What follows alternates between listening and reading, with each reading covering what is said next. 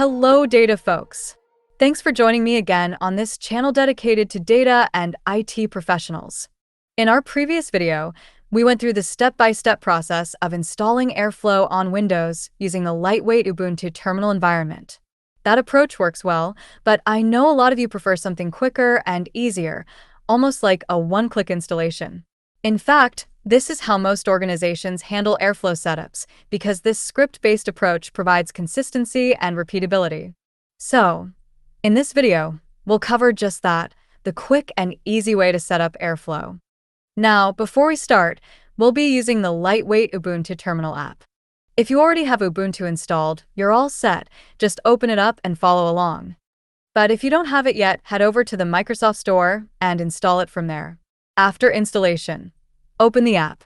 You should then see the Ubuntu terminal, similar to the one on my screen.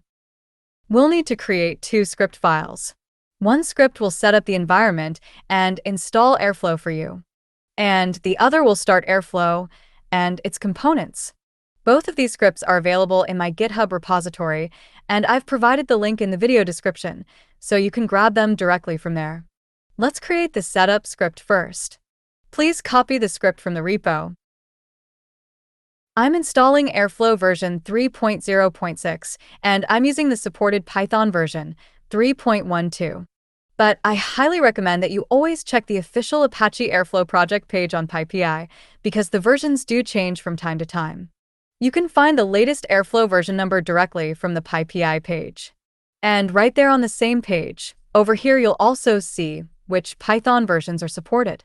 Please keep in mind that Airflow usually lags behind the latest Python release. That means if you have the very latest version of Python, there's a good chance Airflow won't support it yet. That's why checking the supported Python version right over here is very important. Personally, I prefer the latest Python version from this list. All you need to do is update the version numbers in these two lines. The rest of the script will automatically use them. Here, I'm using the cat command to create files, but feel free to use whatever method works best for you. Paste the script. Once you're ready, press Ctrl+D to save the file. Next, let's create the start script. We'll follow the same approach. Copy the code from the repo. Update the version number if needed. Create a file using the cat command. Paste the script. Once everything is ready, save the file by pressing Ctrl+D. Now, before we can run these scripts, we need to make them executable. If you're lazy like me, you can simply copy the command from the repo, provided you're using the same file names. From this point, it's really easy. Just run the setup script, and it will do all the heavy lifting for you. Please enter your Ubuntu password if prompted. Please keep in mind, you only need to run the setup script once, or again in the future if you want to upgrade versions.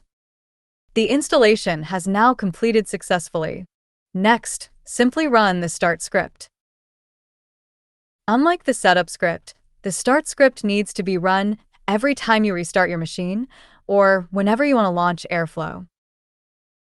Please do not close this terminal while Airflow is running. You're ready to access the Airflow UI.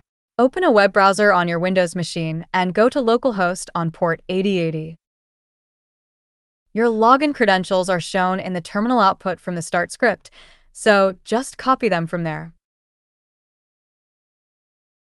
If it's not showing there, you can get it from the password file in your Airflow directory.